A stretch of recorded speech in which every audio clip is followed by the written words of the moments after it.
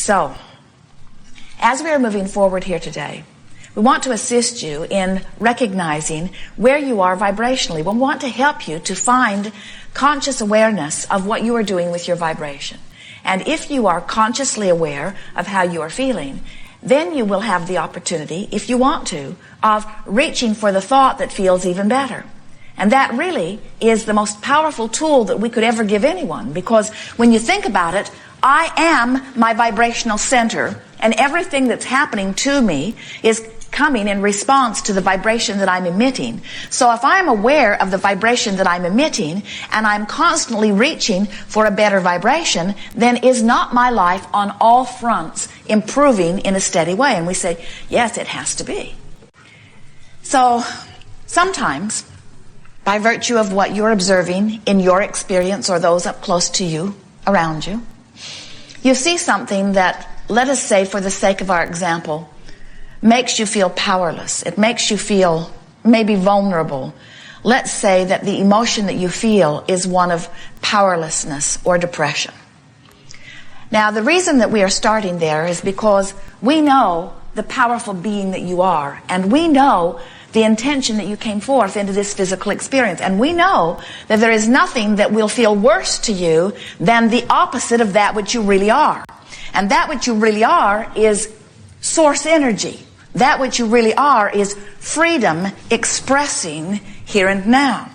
So the very worst feeling emotion has to be that suffocating feeling when you feel lack of control. And the emotion that you often describe when you are offering that vibration, we hear you use words like grief or words like betrayal or words like depression. The words don't matter so much. There's only two emotions. One feels good and one feels bad, and then there's that infinite range in between.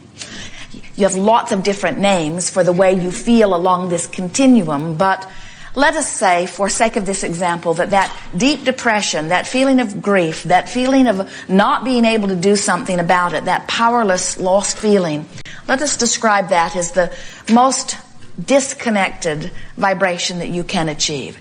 So there you are in your depression. Now, the thing that we want you to hear is, you might come to an Abraham gathering, or you might talk with someone who has been to one, and in your depression, as they're observing you, they might say to you, hey, you got to think some happy thoughts.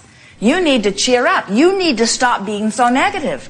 In which case you might want to say to them, you need to drop dead, because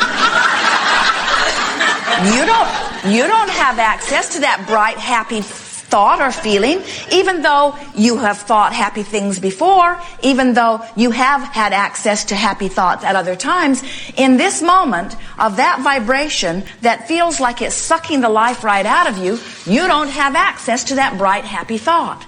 So what we want you to hear in this quest for reconnecting to who you really are is, the best you can do is reach for the best you can do. In other words, the best you can do is find the best thought you can find. And maybe a thought of rage or anger is the best thought that you can find. Sometimes that angry thought that you discover is a big improvement over the suffocating grief that you were feeling before.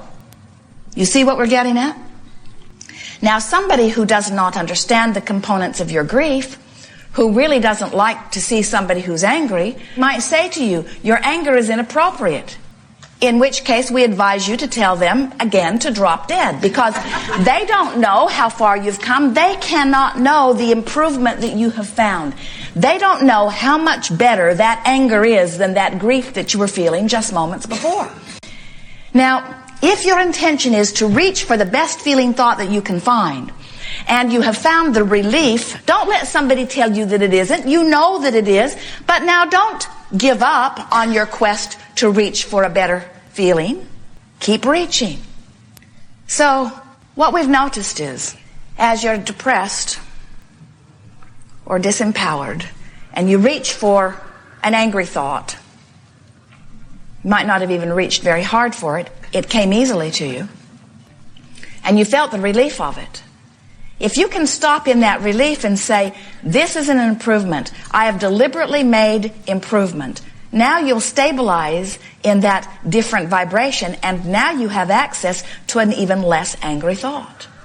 So now if you reach for an even less angry thought, you'll feel the relief of that less angry thought.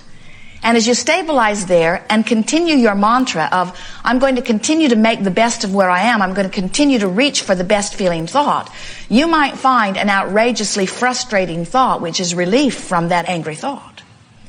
And as you stabilize, as you take the time to stop and pat yourself on the back and say, I am feeling better, I'm feeling better. I feel so much better than the depression that I had 2 days ago. And I feel even better than the anger that I wallowed around in all day yesterday. And this feeling of frustration is a big improvement over where I've been. Now you continue your steady progress until from frustration you can go to mild aggravation. And from mild aggravation you can go to a sensation of slight hopefulness. And from slight hopefulness you can go to a vibration of, well, maybe it could possibly be. And from that vibration you could go to a feeling of maybe expecting or maybe even recognizing how many good things are happening for you, into a feeling of belief that it really is going to get better, into a feeling of knowing that you are in charge of your life experience. And that's a long way from that suffocating grief that you were in only 2 or 3 days ago. But the point that we're making to you is you cannot be guided from the outside in. Some bright-eyed, bushy-tailed, lollipop, sunshine and roses Abraham person cannot know how far you've come because they weren't there with you vibrationally. They were on the outside of your vibrational meter, and while they mean well, they don't know. Didn't that feel good?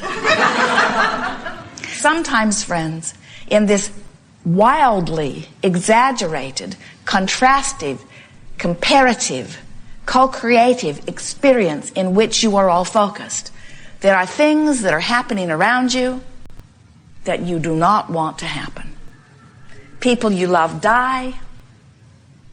People starve in parts of the world. Your dear cat gets run over. All kinds of things that you would not choose if you felt you had every choice to make happen around you within your view of seeing them. And you cannot put your head in the sand. You cannot isolate yourself to some place where you are unaware. You want to be in the world. You want to use it as the creative platform. And so in order to survive in joy, you've got to find a way to be in charge of how you feel. You've got to show yourself that even with all of this happening, that you can focus in a way that makes you feel terrible, or you can focus in a way that makes you feel less terrible.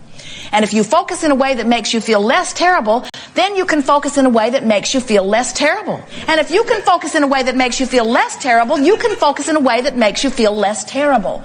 Until before you know it, you don't feel so terrible. You even start to feel a little good.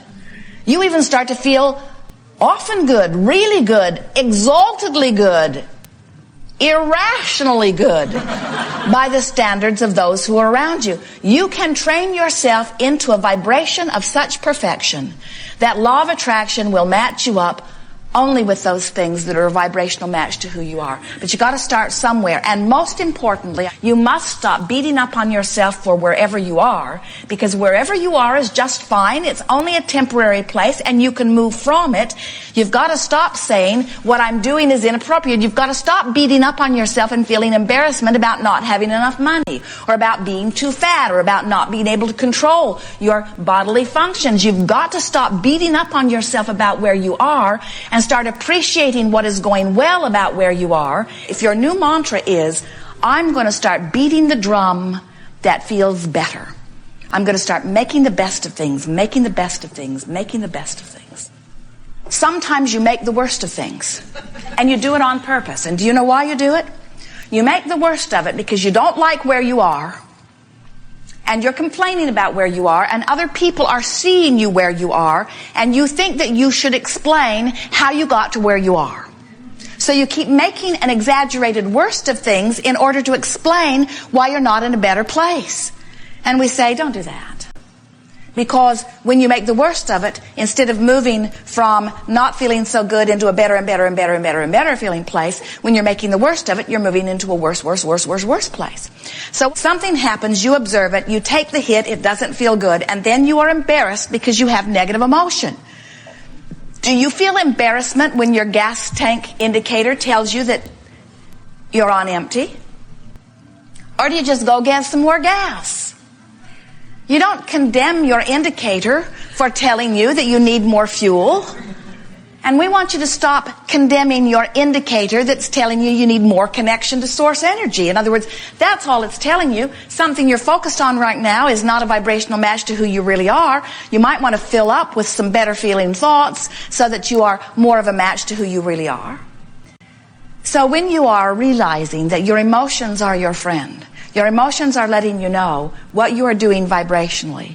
Your emotion is letting you know how full of who you really are you are, or how much you are pinching off who you really are. You know what negative emotion is? Negative emotion is how you feel when you've chosen a thought that your inner being doesn't agree with. If your inner being is in agreement with your thought, your inner being joins you fully and you feel full. You feel radiant, you feel clear-minded, you feel vibrant, you feel energy, you feel joyous, you feel passion, you feel love, you feel appreciation. When you are choosing a thought that your inner being and all that is source joins you in, you feel fabulous.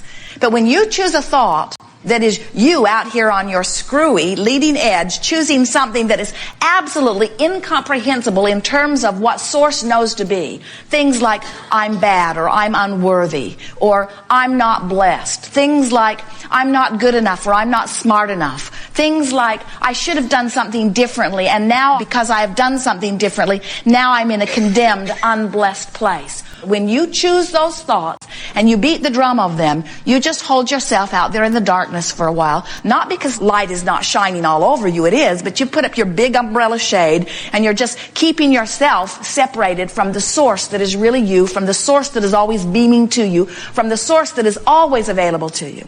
Now, what you're hearing from us here today is we want you to stop beating up on yourself when you get yourself in that predicament, because it's only temporary.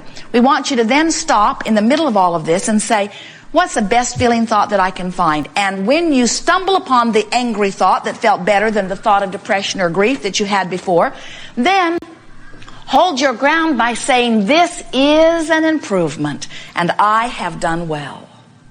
When you feel your progress, when you take that first step, then you can take the second, and then the third, and then the fourth.